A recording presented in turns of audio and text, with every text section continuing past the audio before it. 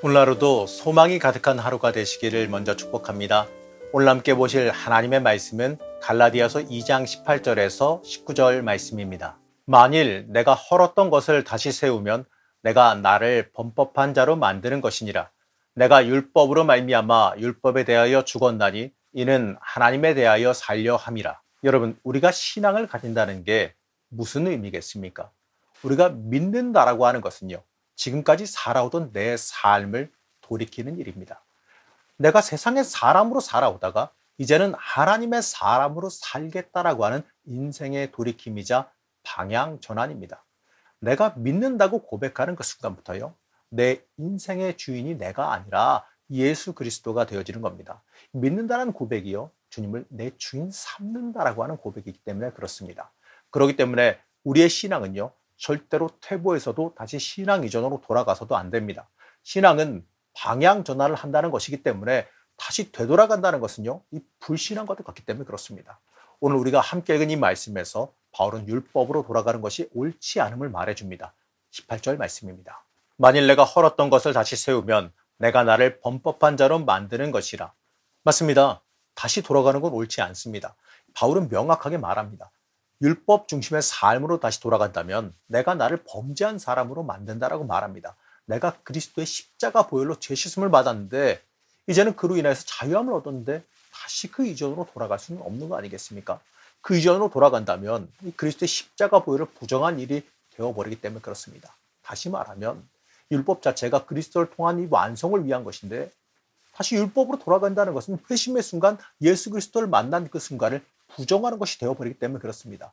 그렇기 때문에 바울은 이 그리스도인으로서 이 모세의 율법으로 되돌아가는 것은요, 예수를 만나게 하기 위한 그 율법의 참된 의미가 훼손되어지기 때문에 어떻게 보게 되면 실질적으로 율법을 위반하는 일이다라고까지 말합니다. 여러분, 우리가 학교를 다닐 때에는 학교 규율을 따라야 됩니다. 학생 신분으로서 하지 말아야 될 것들도 물론 존재할 겁니다. 하지만 졸업하고 나게 되면 그 규율에서 벗어나게 되겠지요. 굳이 다시 그 규율을 지킬 필요가 없는 겁니다. 우리가 율법으로 다시 돌아간다고 하는 것은요, 졸업을 하고 나서 아무 가치도 없는 이 과거의 규칙을 지키고 있는 것에 불과한 겁니다. 바울은 이 갈라디아서를 시작하면서 다른 복음을 버려라라고 강하게 말합니다. 갈라디아서 1장 7절 말씀입니다. 다른 복음은 없나니 다만 어떤 사람들이 너희를 교란하여 그리스도의 복음을 변하게 하려 함이라. 이 다른 복음은 당시 이방인 그리스도인들에게 율법을 강요하는 것을 말합니다. 바울이 다른 복음을 버리라라고 말하는 것은요, 이러한 의미입니다. 성도는요, 그리스도만을 바라봐야 됩니다. 하지만 율법을 통해서 구원함을 강요하는 행위는요, 그리스도의 대속의 은총을 부정하는 것과도 같습니다. 이 다른 복음은 바로 그 본질을 잃어버리고 형식만 남은, 즉 지키기만을 위한 형태로 남은 율법을 의미합니다. 바로 하나님 중심이고 하나님이 주인 되어야 되는 그 본질이 사라진 신앙을 말하는 겁니다. 여기서 우리는요, 그리스도의 본질을 따르지 못하는 것이 다른 복음임을 읽을 수가 있습니다. 그렇기 때문에 우리는 오늘 말씀에서 율법, 즉 내가 헐었던 것으로 다시 되돌아간다라고 하는 것은요, 그리스도로서의 길을 부정하고 범죄하는 길로 돌아가는 것임을 볼 수 있어야 됩니다. 우리의 인생에서 다시 율법으로 되돌아간다는 게 그럼 뭘 의미할까요? 우리는 이스라엘 사람이 아니니까 이 말을 우리에게 적용한다면 무슨 의미겠습니까? 당시 갈라디아 교회에서 일어났던 그 율법으로 돌아가려고 했던 그 행위가 우리의 신앙에서는 과연 무엇을 말하고 있을까요? 처음에서 말씀드렸다시피 우리가 신앙을 가진다라는 것, 믿는다라는 것은요, 돌이킴입니다. 내가 이제부터는 예수를 주인 삼고 살겠다라는 그 고백이 믿음입니다.